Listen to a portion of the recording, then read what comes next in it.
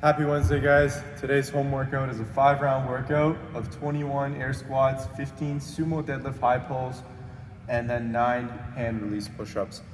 This workout here, guys, we're trying to complete a round ideally within 2 minutes to finish all rounds within 10 minutes here. So this is a higher pace, high intensity workout.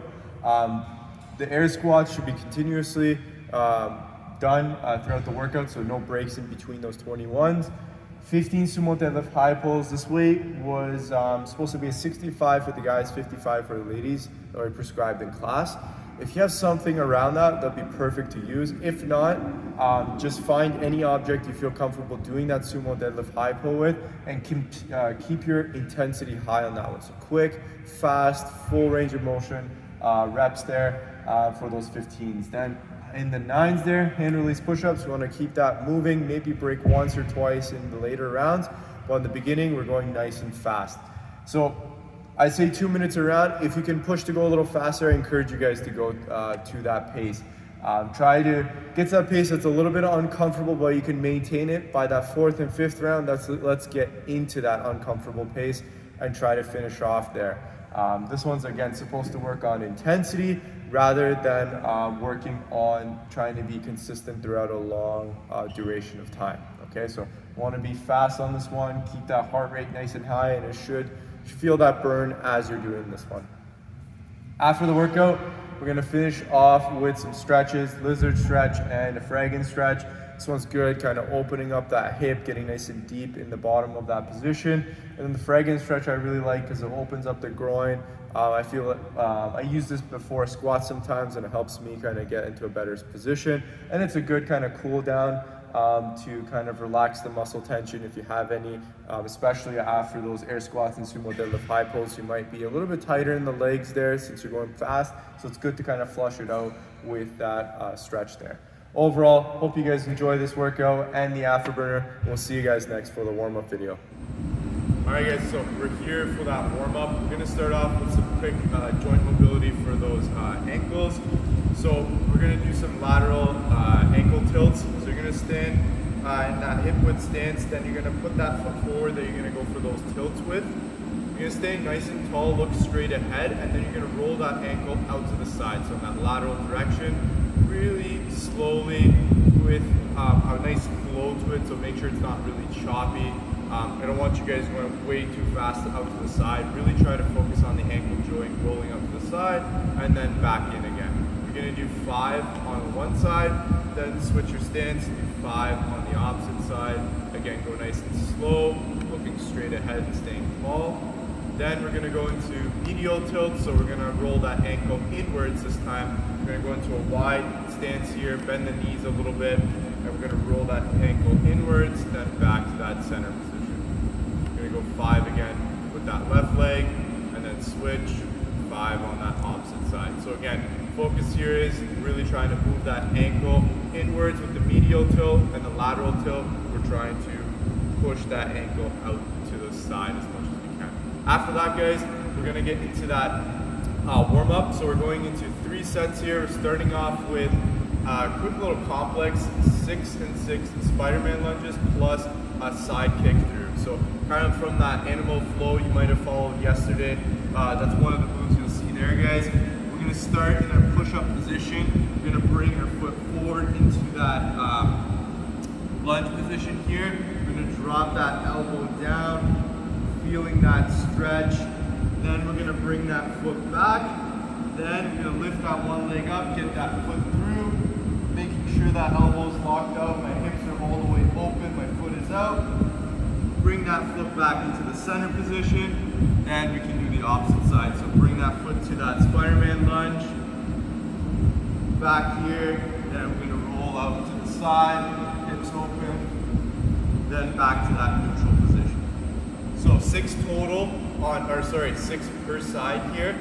Once you're done that, find yourself a weight or 2 weights here. You're gonna go for some single-legged deadlifts with a fly at the end. So arm fly there. We're gonna really try to get to a position we feel stable before we do that fly. So we're gonna come down nice and slow. find that position, we're stable, then we're gonna go for that nice fly there, squeezing our back in again, then open up the hips. Same thing, go back down with that same leg, stable position, back nice and flat, go for that fly, back in again, and then stand all the way through. Notice my back leg was a little bit bent there, so try to keep that leg straight as well. It'll help with your balance. So bending over, keeping that leg nice and straight as best you can. Fly, and then back up again. 8 on one side, then 8 on the opposite side, guys. Once you're done with those flies, with one weight here, we're gonna go for another complex again. Front rack lunge plus a knee raise at the end. So we're gonna hold that weight on that one side, and we're gonna lunge with the opposite leg. So we can go for that reverse lunge, legs going back here. Then we're gonna stand up through it and bring our knee as high as we can. Then go back to that neutral position. So again, front rack position, elbow nice and tall. We're gonna reverse lunge, keep that shin nice and vertical to the floor. Then I'm going to come up for that knee raise, then back to that neutral position. So when you do the opposite side, switch and do the same thing. So again, going for that reverse lunge, staying tall, really trying to load the hamstring and the glute. Then at the top, I'm going to go for that knee raise, then back down again. So 10 and 10, 10 on the left leg, 10 on the right leg, and then we'll repeat those sets 2 more times to get ourselves ready for the workout. We'll see you guys next for the workout movements. Going into those air squats next. So air squats here, guys. Big thing, keep that chest tall. I like to kind of keep my hands out in front of me so that when I'm getting tired, I'm not looking down as I'm squatting. So I know some of you, when you get tired, hands kind of flop to the sides or in front of you and you're looking down. Try to keep those hands up a little bit taller and look straight ahead to keep that chest tall, and also to allow you to keep your weight more distributed towards that mid-foot and the heel. So again, as opposed to doing this, guys, we're trying to keep our hands up and try to stay on that mid-foot to heel more as we're coming down in our squat and coming up from our squat. Deadlift high pull. So today I'm going to use a kettlebell. You can use a barbell. You can use a dumbbell holding on to the one head of the dumbbell. Either way works. I'm going to get into a sumo stance, so my feet are going to be a little bit wider than my squat.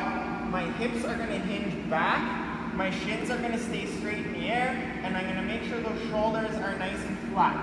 From here, I'm going to start by pushing with the legs. I'm going to squeeze my butt nice and tight, shrug the shoulders, elbows come up. I want my hands a little bit above that collarbone to finish the movement. So again, hinge the butt back, lower with the legs, push with the legs, squeeze my butt.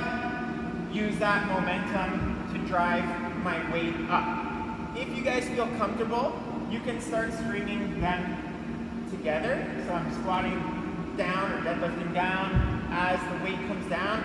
If you're not super comfortable, stop at the top. Perfect on the way down. Pop your hip on the way up, stop again. Just working through whatever speed or range you're comfortable with. With the push-ups here, guys, again, let's try and keep that nice tight hollow body, stay nice and straight the entire time. So with that said, let's not sag those hips, keep that butt tight, and then we're curling in that rib cage, keeping the abs tight. For the push-up here, I like to keep those elbow pits, or the inside elbow pits, facing out in front of me. So I don't want them to face inwards. I like to keep them facing out in front, so that when I break at the elbows, I'm keeping my elbows already nice and tight to my body. So that's a good cue for yourself, especially also when you're coming up. You want to think about pointing those elbow pits back out again. So you guys can do your push-ups off those toes. You guys can do a push-up where you come down and then rock back up from the knees, then to the toes. It's kind of like a kipping push-up there. That's totally fine, as long as you're keeping that core nice and tight. Last thing, you can also try going off those knees. Just one error I see sometimes with these knee push-ups, guys, is that we keep our hips bent and then come down on a push-up like this. I want you to keep yourself nice and straight. So from your knees to your shoulders should be one straight line, them all the way down, and then back up again. All right guys, hope you enjoyed that workout. The afterburner today, we're gonna cool down with some stretching, specifically for that hip. We're gonna go into a 90-second lizard stretch, so very similar to kind of like a Spiderman, a lunge stretch as well. What we're gonna do here, back knee on the floor, front knee kind of perpendicular to the ground. We're going to keep them both laying on the floor so my knee's not coming off the ground. I'm gonna think about, in this position, lowering my elbows, getting as close as possible to the ground here, working in that position, trying to open up that hip or even get a little bit deeper of a hamstring stretch on my left side there. We're gonna go for 90 seconds on that one side, and then once you're ready, you can switch. Same idea here, keeping that shin vertical, back knee on the floor, getting nice and deep into that position. Make sure you're breathing as you do that. Once you're done that, guys, we're gonna go into that Fragon Stretch, which is a little bit more of the adductors and opening up that groin. So getting into a lunge position here, what we're gonna do is twist 45, so we're kind of opening up that hip here.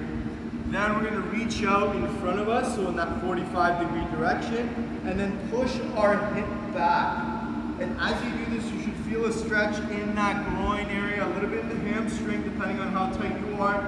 And you wanna make sure that knee's not falling inwards, so you're actively pressing or pushing that knee out as you're sitting down into that stretch there. Once you do that, guys, on that one side, switch, same idea, on the opposite side. I'm going to get into my lunge first, twist 45, reach out, and push my butt back as much as I can. That will be the stretch for today, guys. Hope you guys enjoy the afterburner, and we'll see you tomorrow for the next workout.